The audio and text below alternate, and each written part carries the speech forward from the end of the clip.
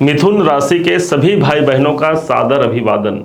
आज हम समझने जा रहे हैं केतु के द्वारा कौन से हमारे बिगड़े काम बन सकते हैं। केतु हमारे जीवन में कैसे हमें कार्मिक रूप से हम एक सफल इंसान बना सकता है। आज इस बात की विवेचना को लेकर के हम आए हैं।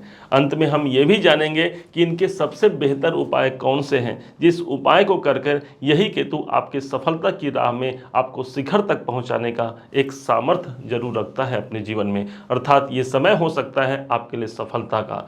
समय होगा वर्तमान सन 2024 से लेकर के मई 2025 तक, क्योंकि केतु आपके ठीक चतुर्थ भाव पर विराजमान हैं। जो इनकी जो स्थिति रहेगी ये पूरे के पूरे मई 2025 तक ये प्रभावी रहेंगे।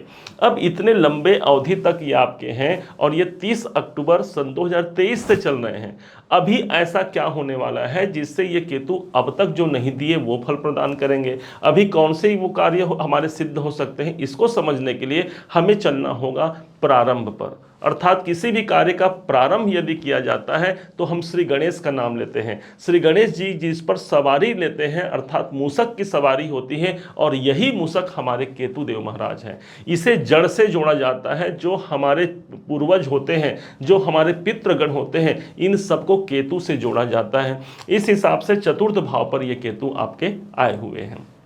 होगा क्या, चतुर्थ भाव पर केतु का आना एक प्रकार से ब्रेकर की भांति रुकावट भी माना गया है। किस क्षेत्र में, तो यदि हम कोई बेहतर कार्य करने जा रहे हैं, आप कोई न कोई रुकावट आपको देखने को मिलेगा। इसका मतलब ये कदापि नहीं होगा कि केतु हमारे जीवन में बाधा उत्पन्न कर रहे हैं, बल्कि इनके पास ऊपरी हिस्सा नहीं है, सिर नहीं है, आंख नहीं है, इनके पास बोलचाल की भाषा नहीं है, लेकिन इनके पास स्पर्श सुख जरूर है। अर्थात स्पर्श के द्वारा आपका हाथ पकड़ लेते हैं, भाई रुक जाओ, अभी समय अनुकूल नहीं है, आप रुक जाइए। आपके डिसीजन हो सकते हैं गलत हो जाए, आपको रुकने के लिए कहते हैं। इसी कारण से इन्हें ब्रेकर कहा जाता है। हम बहुत तेज स्पीड में अपना बाइक चला रहे हैं या फिर अपना कार जब ड्राइव करते हैं तो उस टाइम पर हमारी जो गति होती है वो राहु है, लेकिन ऐन वक्त पर जब हम किसी प्रॉब्लम में फंसने वाले होते हैं, वो जो ब्रेक है जो हमको प्रॉब्लम से बचा सकता है वही हमारे केतु देव हैं। अर्थात ब्रेक को भी हम जोड़ते हैं केतु से। इस कारण से कोई बाधाएं यदि आ भी रही हैं तो ये जानिए कि आने वाला समय कोई बेहतर होगा। शायद इसी कारण से केतु हमें चतुर्थ भाव पर बैठ करके कुछ ब्रेक प्रदान कर रहे हैं। दूसरे तरफ से देखा जाए तो हमारे जीवन में जो 4, 8 और 12 जो राहु होते हैं, इसे कहा जाता है मोक्ष त्रिकोण। अब मोक्ष के कारक ग्रह सबसे प्रभावी होते हैं केतु। मोक्ष के कारक माने गए हैं, सबसे ज्यादा स्पिरिचुअल माने गए हैं हमारे ग्रहों में। अब केतु जब आपके चतुर्थ भाव पर होंगे, मतलब ये अपने सबसे खूबसूरत स्थान पर है। केतु के लिए सबसे अच्छा स्थान हो गया। जब ये 4 नंबर, 8 नंबर, 12 नंबर पाएंगे, इनको शांति महसूस होती है। मोक्ष त्रिकोण की राशि है, का भाव है, और मोक्ष त्रिकोण के ग्रह बैठे हैं, इससे अच्छी संज्ञा नहीं हो सकती। तो भाई रिजल्ट अच्छा कब मिलेगा, ध्यान से समझिए। डेट होगा 1 मई 2024 का डेट, जिस दिन देवगुरु बृहस्पति का ट्रांजिट हो जाएगा। बड़े ध्यान से समझिएगा, आज के दिन देवगुरु बृहस्पति आपके इनकम भाव पर चल रहे हैं।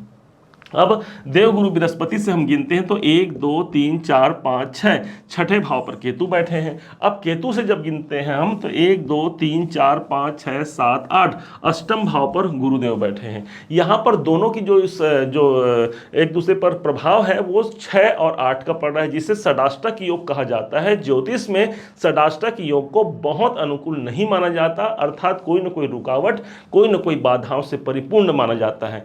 ठीक 1 मई का वो डेट होगा जब देवगुरु बृहस्पति एक घर आगे चले जाएंगे। मिथुन राशि के अनुसार वो आपके 12वें भाव पर प्रभावी हो जाएंगे।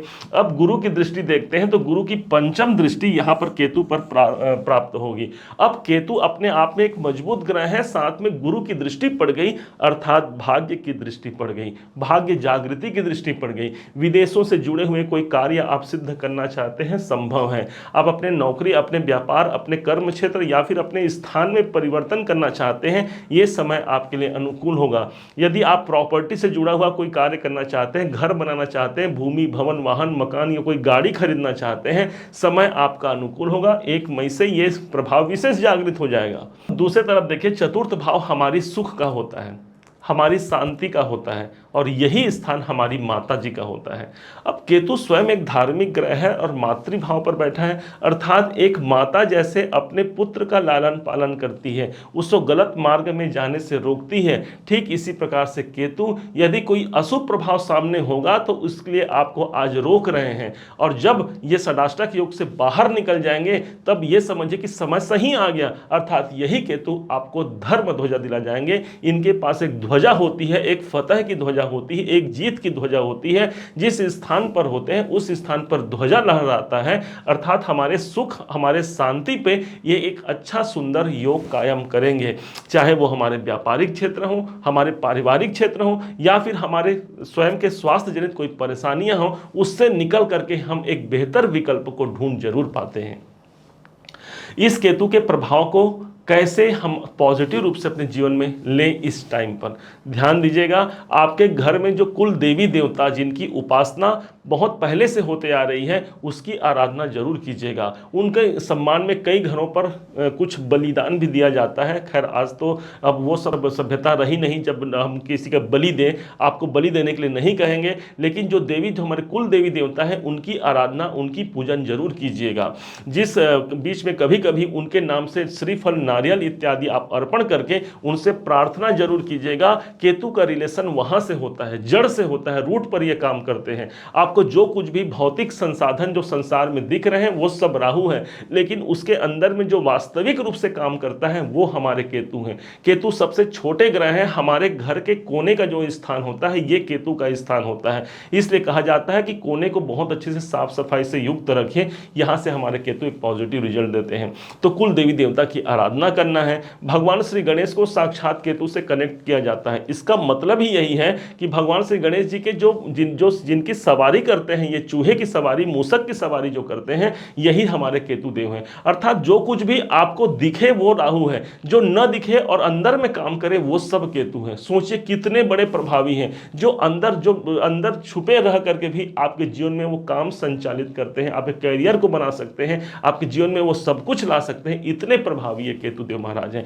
इसलिए भगवान श्री गणेश की पूजा करने से ये केतु सदैव हमारे जीवन में हित परिणाम हमें प्रेषित जरूर करते हैं। अपने जीवन को आप उज्जवल बनाइए। इन्हीं शुभकामनाओं के साथ ये वीडियो अब हम विराम करते हैं। उम्मीद है आप सबने इसे समझा है, आप सबने इसे जाना है। यदि आपने इसे समझा है, जाना है, मेरे समझाने का प्रयास यदि आपको सार्थक लगा हो, मेरे समझाने का तरीका यदि आपको सार्थक लगा हो, तो हर बार की भांति इस बार भी अपना प्यार भरा लाइक और कमेंट करना कभी मत भूलिएगा। और हाँ, यदि अभी तक आपने चैनल को सब्सक्राइब नहीं किया है, सब्सक्राइब भी कीजिएगा। पुनः एक बार फिर आप सभी का दिवस बहुत मंगलमय हो। इन्हीं शुभकामनाओं के साथ जय श्री राम।